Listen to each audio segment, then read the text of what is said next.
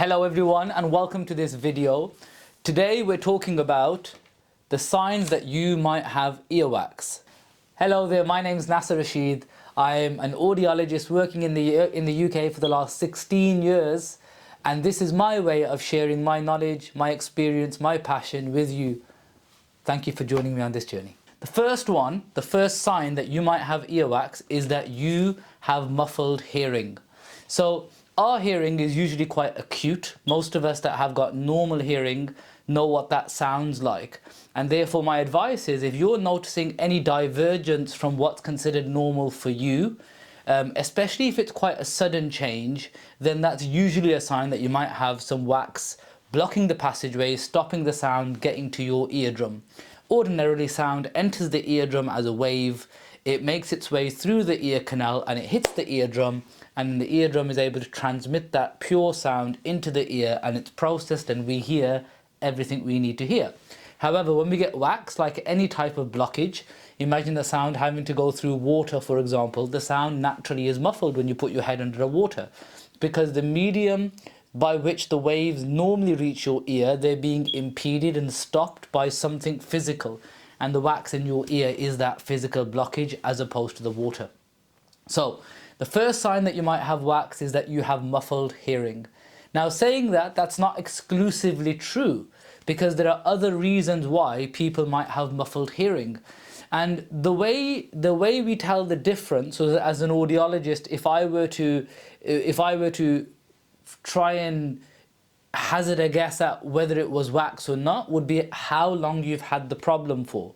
If you feel like your hearing has been muffled for quite a long time, talking months and years, then it's unlikely to be wax that's causing the problem, and it's much more likely to be the fact that you're losing some of your actual hearing sensitivity. You're losing that, and especially if you're getting a little bit older, that's quite natural with aging. So our eyes get weaker as we get older, and our ears also, unfortunately, get weaker.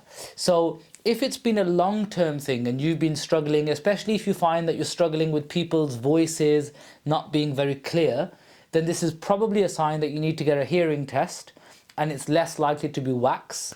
However, if it's something that's happened much more recently, over weeks or days, and you feel like actually it was really clear and now it's definitely not so clear, that's usually a sign that it's wax. Not, again, 100% definitively so, because we still have to rule out other things that might be causing a sudden hearing loss.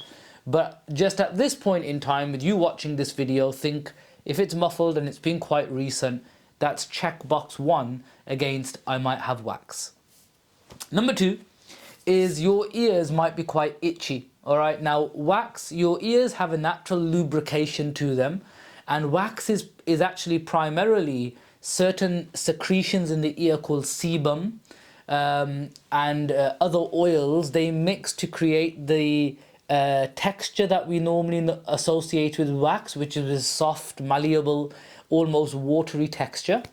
That keeps the ear nice and lubricated. However, when we have wax sitting in our ears for a long time, it often dries out, and that drying often causes irritation in our ears. So if you're finding that your ears are quite itchy, especially if the wax is quite deep in your ear and it's sitting in what we call the bony part of your ear canal, that can feel quite uncomfortable. So itchy ears are sometimes a sign of wax. Again, in and of itself, an itchy ear doesn't necessarily mean you have to have wax, but again, it's something to have that would be normally associated with wax, especially if the wax has been sitting there a while for longer term and you've left it unattended and the wax has been sitting in the same space, then yes, it will start to get quite itchy and quite dry. Number 3, if you wear hearing aids and your hearing aids start whistling, and whistling is this high-pitched sound that we get, which more technically is known as feedback, when the sound which is being amplified through the microphone of the hearing aid, it gets to the receiver into the hearing aid, and when it hits the wax, the sound bounces back, escapes outside the hearing aid and re-enters into the microphone. Essentially, from your perspective, if you're wearing a hearing aid and when you're wearing it, it's making a terrible whistling sound, especially if other people can hear it and people are asking you to look at your hearing aids, that might be a sign that you have wax. And that's quite a common one. And the reason is, it's a bit of a catch-22. If you wear hearing aid, you are physically blocking your ears in order for the sound to enter your ear. And when you block your ears, you're blocking the passageways by which the wax would normally want to get out. So new wax is getting produced at the back, it's not able to make its way out, and there's a traffic jam, and that traffic jam makes its way back to your eardrum. And if you leave it long enough and your ear canal completely blocks with the wax, it's going to start whistling more and more. So if you ordinarily, hearing aids shouldn't whistle unless you cover it with your hand. So if you cover your hearing aids with your hand, you naturally will cause whistling. But ordinarily, a good fitting hearing aid done well shouldn't whistle. So if you're starting to get whistling, you might want to get your ears checked and see if you've got wax. So if you wear a hearing aid, you're more commonly going to get wax, and therefore you might want to stay on top of it and try and get it removed every 6 months or so, just so that you don't get a blockage of wax. The next feeling that you might get if you have wax is the feeling of fullness. So fullness can be understood as a feeling of blockage, perhaps, and it's feeling like there's something sitting in your ears blocking. And this is an obvious one, because if you've got fullness in your ears, it will sound muffled, which we've already discussed. But there's also this sense that there's actually something blocking your ears. It's a physical feeling rather than a sound. So that's for obvious reasons, because you've got wax sitting in your ears. Again, fullness is not exclusively to do with wax. Sometimes people describe a sense of fullness when they have other conditions to do with the inner ear. So sometimes people have many ears disease, which is an inner ear vestibular condition that can often be associated with a sense of fullness and a feeling of blockage. Sometimes people have problems in their middle ear, which is quite common, where we have eustachian tube dysfunction.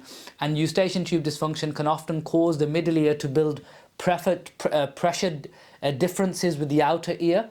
And that can feel like you're quite blocked up. And sometimes, again, that can develop into a fluid buildup, which definitely will feel quite full.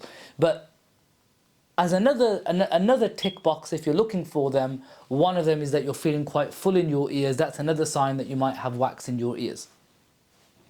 The next one is that you have tinnitus. So tinnitus, everybody that may not be aware of it, is a sound that you hear in your head or in your ears that is not coming from the outside world. The type of sound varies person to person. Some people hear a buzzing sound, some people hear a rattling sound, some people hear a whine and a tone. There's so many different sounds, and people sometimes hear multiple sounds. However, if you've suddenly got tinnitus, it could be in one ear, it could be in both. That can be a sign that you've got a wax blockage that's causing that tinnitus to be exasperated.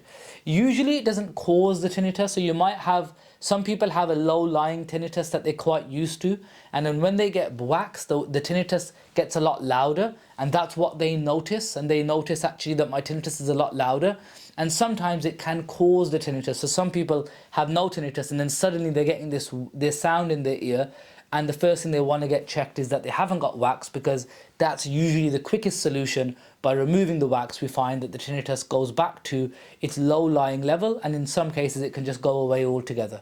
So tinnitus is a big sign to look out for.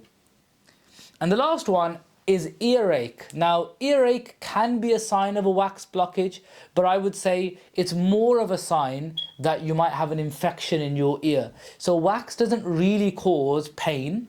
Wax is usually quite a soft substance that can cause an irritation that we've discussed, but it doesn't usually cause pain.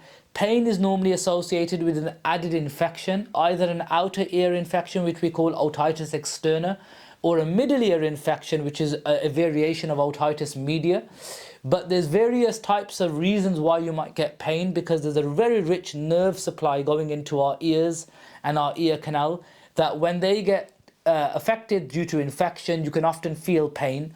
But pain isn't usually associated with an infection, wax. So if somebody comes to my clinic and says they have pain, I'm already thinking that there might be an additional problem. That's not to say they don't have wax.